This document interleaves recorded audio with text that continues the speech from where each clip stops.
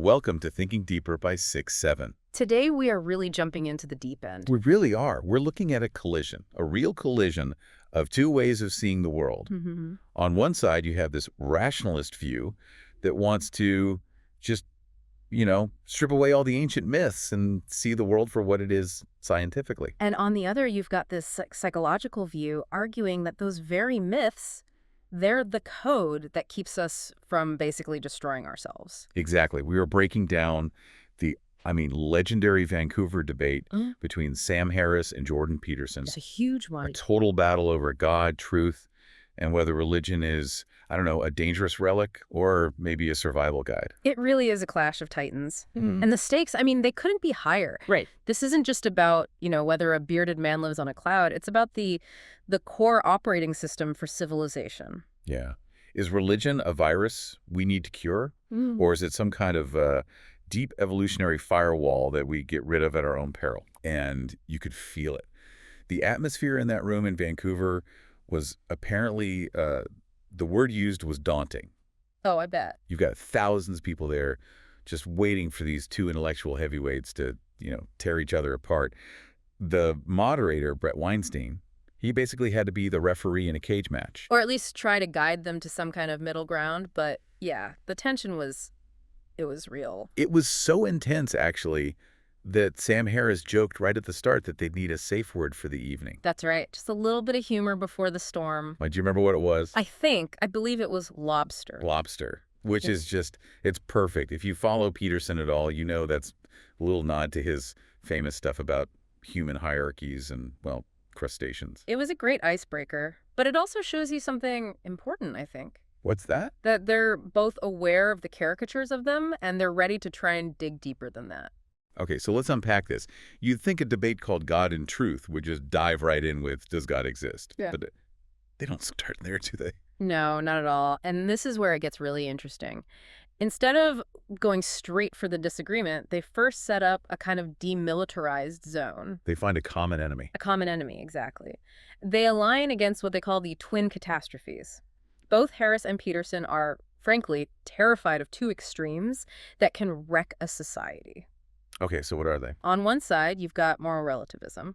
The anything goes idea. Yeah. There's no real capital T truth. Right. The idea that nothing is really right or wrong, it's all subjective. And that path leads to chaos. But then there's the other side. The other side is the pathology of order, which is just a totalitarian dogma. So getting too rigid. Way too rigid. It's when a belief system becomes so absolute, so unquestionable, that it leads to atrocities, the boot stamping on a human face forever. So they both agree. Chaos is bad and rigid dictatorships are bad. Simple enough. But here's where it got surprising for me.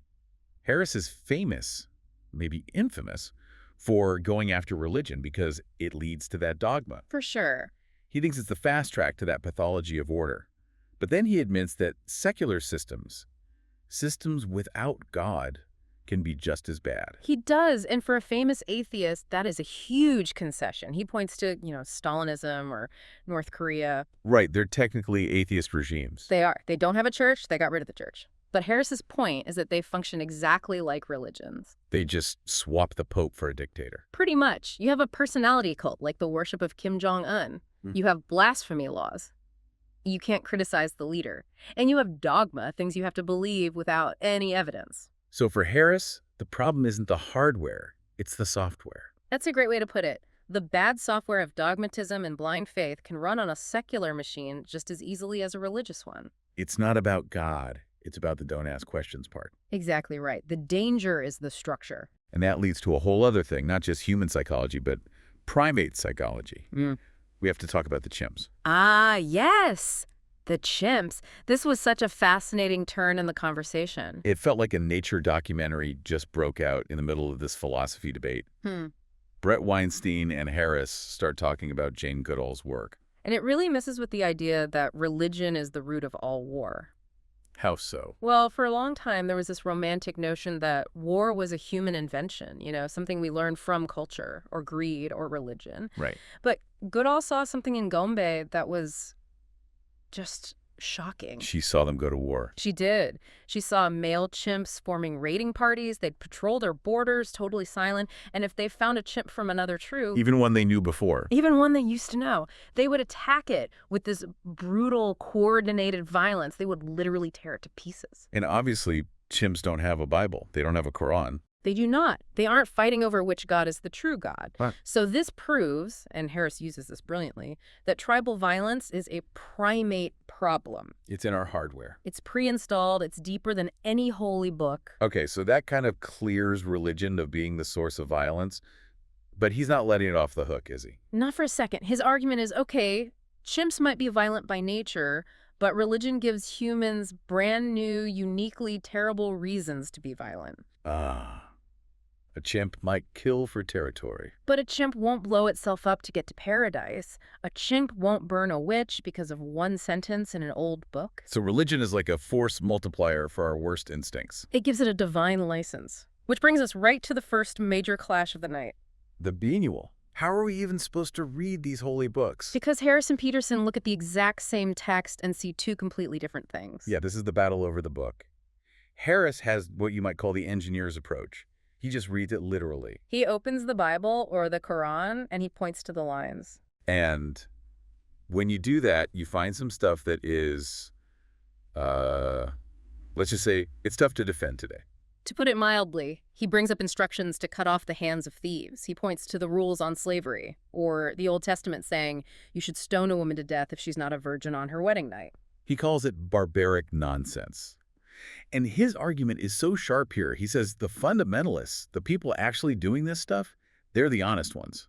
It's such a provocative point. He says if the book is God's perfect word and God says cut off hands, then the moderate believer who doesn't do that is the one failing the test. He almost respects the dark integrity of the fundamentalists for actually following the manual. In a way, yes, but Peterson, he doesn't see a manual at all. No. He puts on his literature professor hat. Exactly. He argues for a contextual or developmental reading. He says the Bible isn't one book. It's a library written over thousands of years. It's a story that grows up. So you can't just pluck one sentence from page 10 and say this is the rule. You have to read the beginning with the end in mind. Just like you wouldn't judge a character in a movie based only on their first scene, right? Right. Peterson sees it as humanity wrestling with the divine over centuries. And the truth is in the direction it's pointing, not some specific outdated verse. But Harris just isn't buying it. He thinks that's a total cop-out. He had that great line. About tennis. Yes. He accuses Peterson of playing tennis without the net. It's such a vivid image. It really is. It means there are no rules to the game. No constraints. If you don't take it literally, Harris says, you can make the text mean anything you want. If it says kill and Peterson says, oh, but metaphorically, that means kill the bad parts of yourself. Harris just sees that as a sophisticated dog. He thinks Peterson is just rewriting the book on the fly to make it sound nice to us now. It's the ultimate clash between the rationalist and the symbolist. And that disconnect takes them right into the biggest question of the night. Is God? Exactly.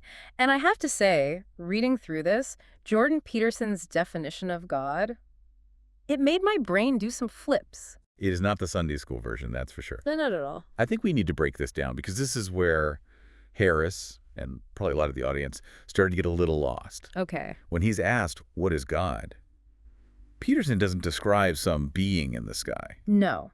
He gives a functional, almost evolutionary definition. He calls God how we represent consciousness across time, or the highest value in a hierarchy. And then he dropped the real bombshell.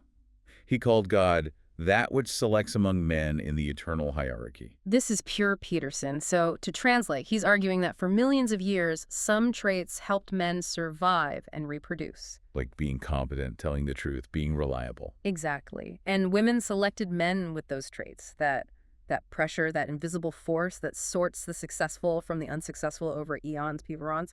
Peterson calls that God. So God isn't a person. God is natural selection with a moral compass. In a way, yeah. It's the pattern of what works for survival. It's the spirit of what is successful. I can see why Sam Harris was getting frustrated. It's like if I ask you, is there milk in the fridge?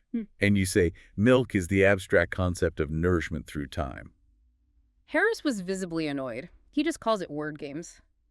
He looks out at the audience and says, look, When these people say they believe in God, they don't mean an abstract evolutionary selection mechanism. No, they mean a guy who answers prayers and gets angry if you sin. Right, and that's when he drops the Deepak Chopra burn. Oof. That was sharp. He says Peterson is redefining God the way Chopra redefines quantum physics. You take a word everyone thinks means one thing, and you use it to mean something totally different to sound profound. It's brutal. Harris wants clarity. Is there a deity or not? Peterson wants depth. What is the force that shaped us? And this leads to a really practical and honestly kind of funny part of the debate. Yeah, Brett Weinstein, the moderator, he tries to step in here. He tries to build a bridge with this idea of heuristics. Which is just a fancy word for a mental shortcut, right? It's exactly a shortcut. Weinstein suggests maybe religious stories aren't literally true, like a science textbook. But they are functionally true, like a survival manual. So even if the story is a total fiction, if believing it helps you survive, it's true in a Darwinian way. Exactly. If believing a tiger is in the bushes makes you run away and you survive, the belief was useful. It was a metaphorical truth. And to test this idea, they pick the most awkward possible example. We have to go there. The masturbation debate. It's in the source material, so we have to talk about it. Harris asks the very practical question: does Peterson's abstract evolutionary God actually care if you masturbate? Because the God of the Bible certainly seems to. And this is where it gets really interesting. Peterson and Weinstein actually defend the religious rule. But not because God is literally watching. No, they argue that a story that says God is watching and he disapproves has a biological utility. A biological utility. How does feeling guilty help you biologically? The argument is, if you believe God is watching, you might suppress that urge.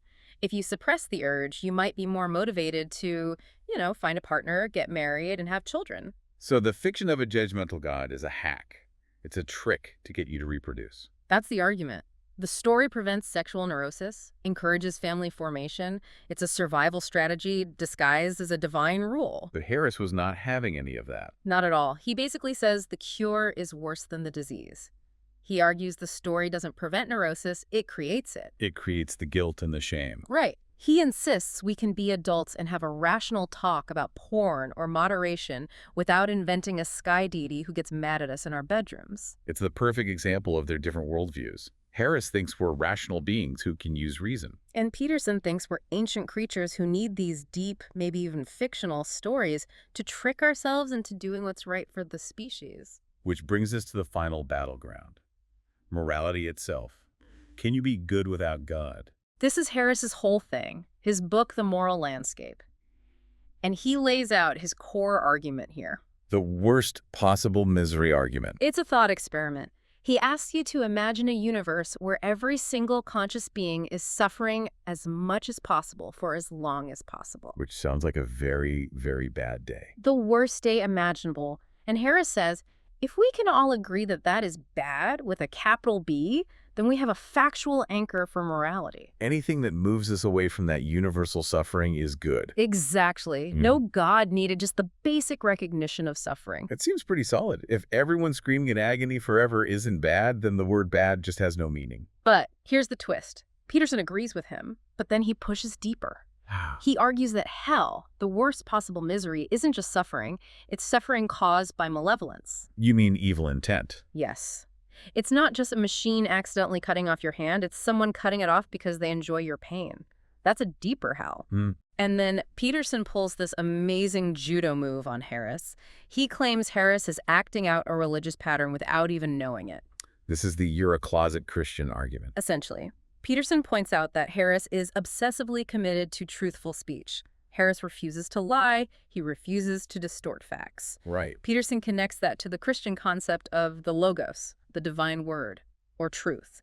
He says by chasing truth so relentlessly, Harris is acting as if God exists. So he's telling the world's most famous atheist, you're more religious than you think because you worship truth. Because for Peterson, religion isn't what you say you believe, it's how you act. And Harris acts as if truth is sacred. That, to Peterson, is a religious attitude. Wow. That is a stalemate if I've ever heard one. Harris is saying, I'm using reason, and Peterson is saying, your reason is powered by a religious battery you don't even know is there. It's a perfect summary of the divide. So after all that, where does it leave us? You've got Harris, who wants to strip away the myths to get to the raw data, the rational ethics, And you've got Peterson saying, no, no, the myths are the operating system that makes rationality even possible. It's the core tension of our time, really. And I think the big takeaway isn't really about God in a traditional sense.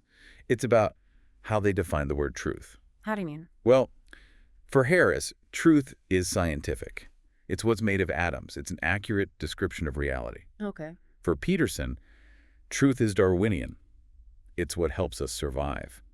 A map might be technically inaccurate, but if it gets you home safely, Peterson would call that map true. Ah, I see. So that's why they talk past each other. One is talking about the map's accuracy, the other is talking about its usefulness. Exactly. But they do leave us with a shared warning.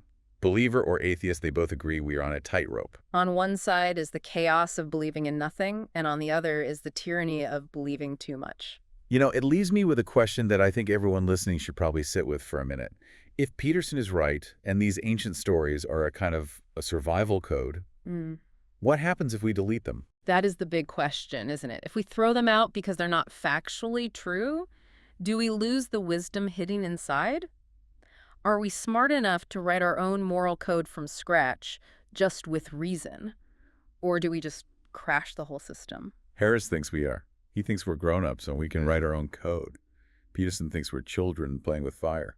And I guess we're all living through the experiment to see who's right. We certainly are. Man, that was a heavy one. It was. But fascinating. Thank you for walking through that with us. My pleasure. And to everyone listening, thanks for thinking deeper with us.